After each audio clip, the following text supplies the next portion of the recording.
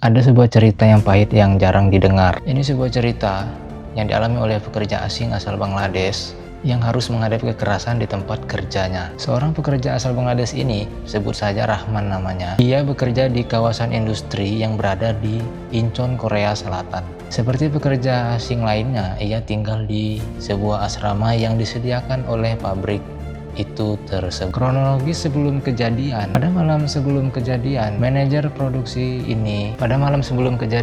Rahman menerima beberapa panggilan dari manajer produksi tersebut. Setelah manajer ini tidak mendapat respon dari si Rahman ini, kemudian ia langsung mendatangi ke asrama tersebut untuk mencari si Rahman ini. Setelah sampainya di asrama, sang manajer tidak mendapati Rahman yang ia cari. Dia sedang keluar entah kemana, langsung ke esok paginya. Ketika Rahman kembali ke esokan paginya dan bekerja dan masuk kerja seperti biasanya. Lalu kemudian suasana langsung berubah menjadi tegang ketika sang manajer langsung menghampiri si Rahman ini. Sang manajer yang sudah emosi sejak semalam meluapkan emosinya tersebut. Di hadapan pekerja lainnya, Rahman dimarahi dan diocehin dengan nada yang tinggi dan khas. Tidak berhenti di situ, kemarahan berubah menjadi tindakan fisik yang seharusnya tidak dilakukan oleh sang manajer. Meskipun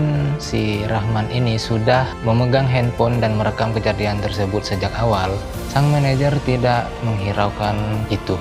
Sebagai pekerja migran, ia bingung dan merasa berada di posisi yang sulit antara mempertahankan pekerjaan dan melawan ketidakadilan di tempat kerja. Peristiwa ini meninggalkan luka, bukan hanya secara fisik, tetapi juga meninggalkan luka di dalam mental. Tetapi Rahman mengambil keputusan setelah kejadian tersebut, ia tidak tinggal diam. Kemudian si Rahman ini melapor ke pihak yang berwajib dan kemudian kasus ini sudah ditangani oleh pihak yang berwajib di lingkungan Incheon tersebut. Kejadian seperti ini mengingatkan kita bahwa setiap pekerja tidak memandang asal dari negara manapun, dan setiap pekerja asing yang bekerja di Korea Selatan secara resmi itu berhak mendapat perlindungan dan perlakuan yang manusiawi. Tidak ada alasan yang membenarkan kekerasan di tempat kerja, meskipun yang melakukan kekerasan ini adalah anak dari pemilik perusahaan tersebut. Semoga kejadian seperti ini tidak terulang lagi dan menjadi perhatian oleh pihak yang berwajib dan bagi semua pihak untuk melindungi pekerja asing yang bekerja di Korea Selatan. Nah, di sini saya ingin mengingatkan untuk para teman-teman yang ingin bekerja di Korea Selatan.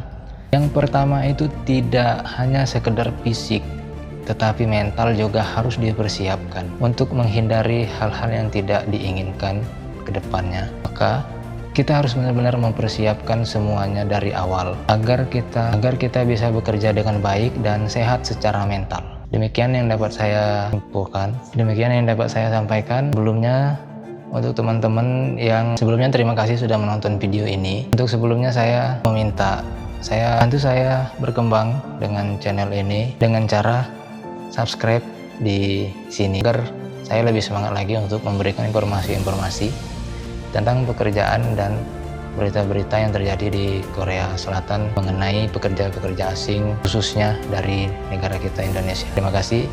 Thanks for watching.